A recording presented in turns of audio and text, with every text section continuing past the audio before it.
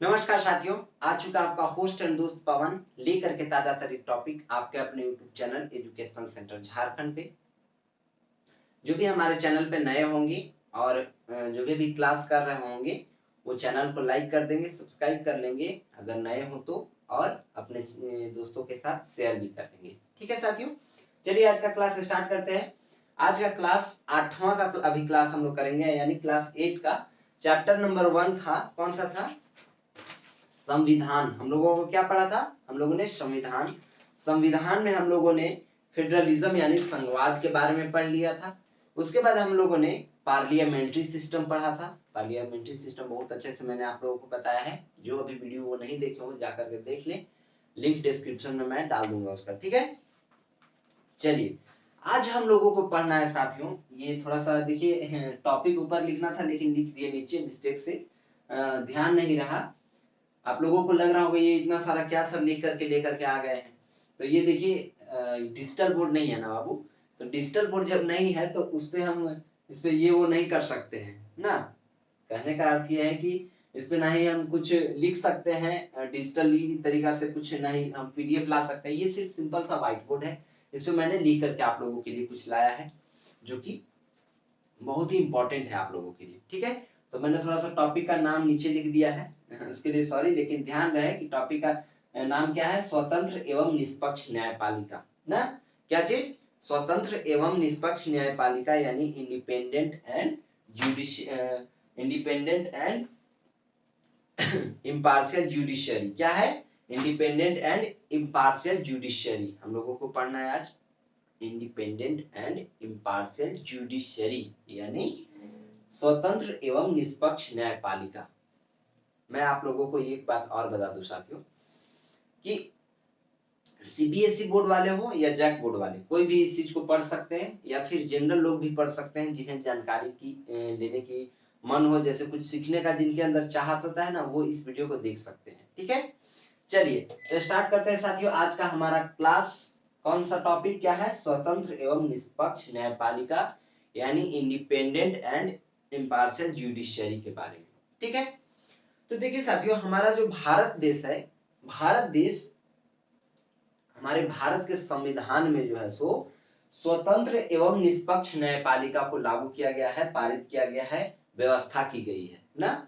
हमारे संविधान में, भारत की संविधान में स्वतंत्र एवं निष्पक्ष न्यायपालिका को लाया गया है। निष्पक्ष न्यायपालिका, यहाँ पे निष्पक्ष न्यायपालिका का व्यवस्था किया गया है।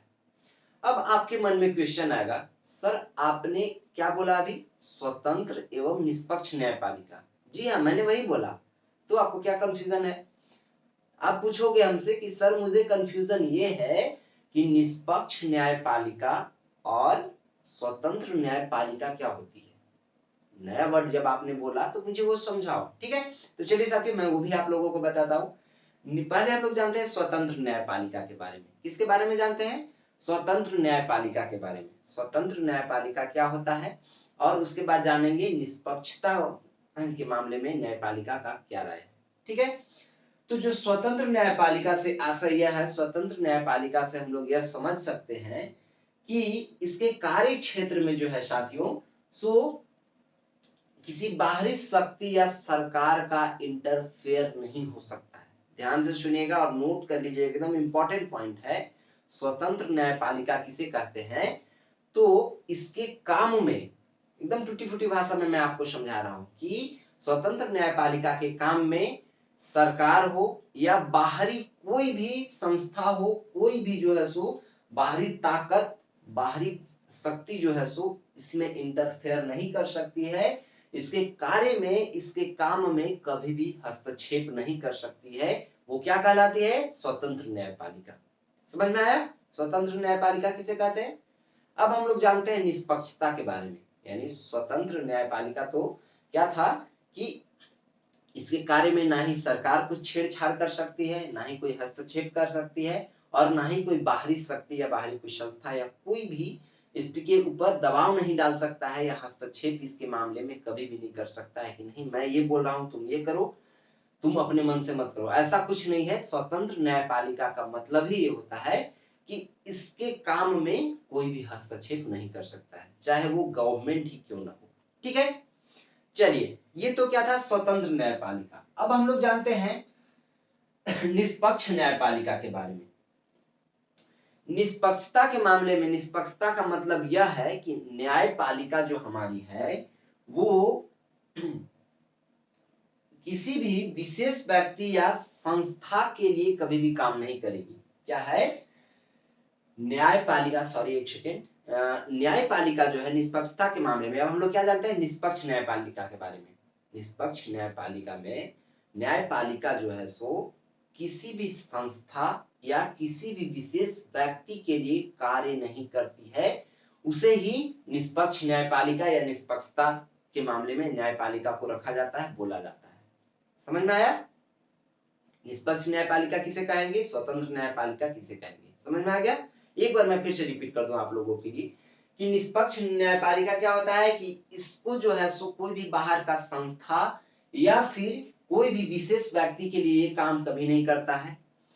स्वतंत्र न्यायपालिका जिस पे कोई भी गवर्नमेंट या सरकार दबाव नहीं डाल सकती या बाहरी कोई भी शक्ति इसके काम में हस्तक्षेप नहीं कर सकती, वो स्वतंत्र न्यायपालिका होती है। ठीक है, ये चीज ध्यान में हो गया। अब हम लोग जानते हैं कि भारत में जो है सो न्यायपालिका की स्वतंत्रता के लिए जो है सो कुछ कानूनी प्रावधान किए गए हैं हमारे संविधान में ना, कुछ प्रावधान किए गए हैं हमारे संविधान में, प्रावधान लाए गए हैं जिससे कि हमारा भारत को जो न्यायपालिका का को स्वतंत्रता मिले। स्वतंत्रता के लिए ही संविधान में इस प्रावधान को लाया गया है। ठीक है, तो चलिए साथियों जानते हैं कि वो कौन कौन से प्रावधान थे जो कि न्यायपालिका की स्वतंत्रता के लिए लाए गए थे ना।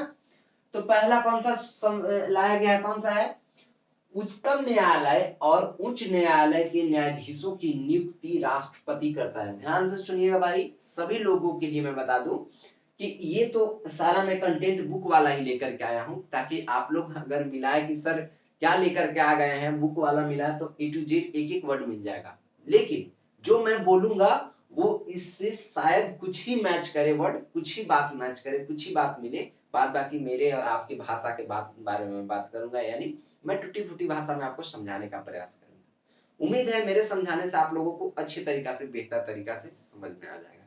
ठीक है साथियों, चलिए तो क्या है कि हमारा जो राष्ट्रपति होते हैं, हमारे राष्ट्रपति, वो उच्चतम न्यायालय और उच्च न्यायालय के न्यायाधीशों यानी जज का जो है सो नियुक्ति हमारे राष्ट्रपति द्वारा ही किया जाता है।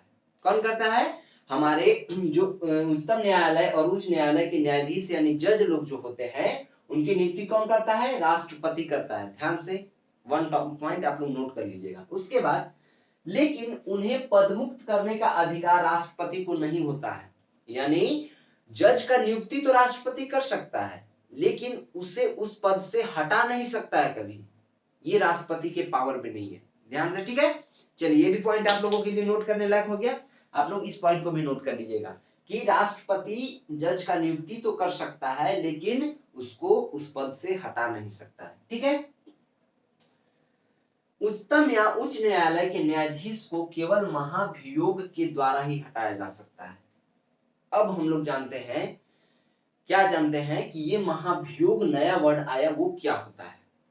मैंने पहले ये बता दूं आप लोगों को कि उच्चतम या उच्च न्यायालय के जो न्यायाधीश हैं साथियों, उसको हटाने के लिए सिर्फ महाभियोग ही काम कर सकता है, यानी महाभियोग के द्वारा ही हटाया जा सकता है, अन्यथा किसी के पास पावर नहीं है, किसी के पास वो शक्ति नहीं है कि उच्चतम न्यायालय या उच्च न्यायालय के जज को हटा सके। ठीक है, आप लोगों को अच्छे से समझ में आ रहा होगा, मुझे उम्मीद है, क्योंकि मैं जिस तरह से आप लोगों को समझा रहा हूं। ठीक है, तो क्या है, हम लोग जानते हैं, आपके मन में क्वेश्चन आएगा, सर आपने तो ये बताया कि महाभियोग के द्वारा हटाया जा सकता है, लेकिन ये महाभियोग होता क्या है ये तो बताइए। तो चलिए मैं वो भी बताता हूं महाभियोग क्या होता है। महाभियोग एक ऐसी संस्था कहा जाता है, या फिर महाभियोग एक ऐसी विधि है ना, विधि है, संस्था मत बोलिए इसको, सॉरी। महाभियोग एक ऐसी विधि है जिसमें कि हमारे संविधान के कुछ आर्टिकल्स लगते हैं, वो आर्टिकल्स अभी आप लोगों को पढ़ना नहीं है, 206 क्लॉज 1 करके कुछ और आर्टिकल है, क्लॉज 2 इस तरह के आर्टिकल है, मैं वो अभी आप लोगों को नहीं जानना है, इससे वो ज्यादा कंफ्यूजन ना माइंड में है, इसलिए मैं वो नहीं बता रहा हूँ। लेकिन मैं इतना बता देता हूँ कि महाभियोग एक ऐसी विधि है जिसके द्वारा जो है सो हमारे उच्चतम न्यायालय और उच्च न्यायालय के जजों को हटाने के लिए यूज किया जाता है, हटाने के लिए इसका प्रयोग किया जाता है, वही महाभियोग कहलाता है। समझ में आया? महाभियोग के पास ही पावर ये क्यों है? क्योंकि पावर ही है इसी पास, इसमें आर्टिकल कुछ लगे हुए हैं, वो अभी आप लोगों को मैं नहीं बता रहा हूं क्योंकि कंफ्यूजन ना माइंड में आ जाए। बस इतना जानिए कि महाभियोग के पास ये पावर है कि उच्चतम न्यायालय और उच्च न्यायालय के जजों को हटा सकता है। इसके बाद आगे मैं बताऊंगा, जो ये आर्टिकल से सब है, जो भी अनुच्छेद है वो मैं आगे बताऊंगा, लेकिन अभी इतना जानिए, उसके बाद आगे मैं बताऊंगा। ठीक है, चलिए, ये तो पहला प्रावधान था। दूसरा प्रावधान क्या था ये हम लोग जानते हैं। उच्चतम या उच्च न्यायालय के अधीन कर्मचारियों की नियुक्ति तथा उनकी सेवा शर्त आदि के निर्धारण का अधिकार संबंधित न्यायालय को होता है। यानी कहने का अर्थ यह है साथियों, टूटी फूटी भाषा में अगर मैं इसे कहूं तो उच्चतम या उच्च न्यायालय के जो न्यायालय मीन्स समझ में आ रहा है ना? न्यायालय मीन्स क्या होता है? कोर्ट। कोर्ट जहाँ पे केस उस लड़ा जाता है, पता है ना, जहाँ पे जज बैठता है, जहाँ पे वकील होते हैं, इस तरह का आप लोगों को पता ही है। 8 क्लास में आ गए तब तो आप लोगों को ये सब पता होगा, लेकिन मैं फिर से बता दूं कि उच्चतम न्यायालय या उच्च न्यायालय के अधीन जितने भी कर्मचारी नियुक्त किए जाते हैं, जितने भी कर्मचारी वहां पे काम करते हैं, उनकी सेवा और शर्त का निर्धारण जो है सो कौन निर्धारण करती है? कौन जिम्मा लेती है? तो न्यायालय जिम्मा लेती है। कौन लेती है? न्यायालय उसका जिम्मा लेती है ना।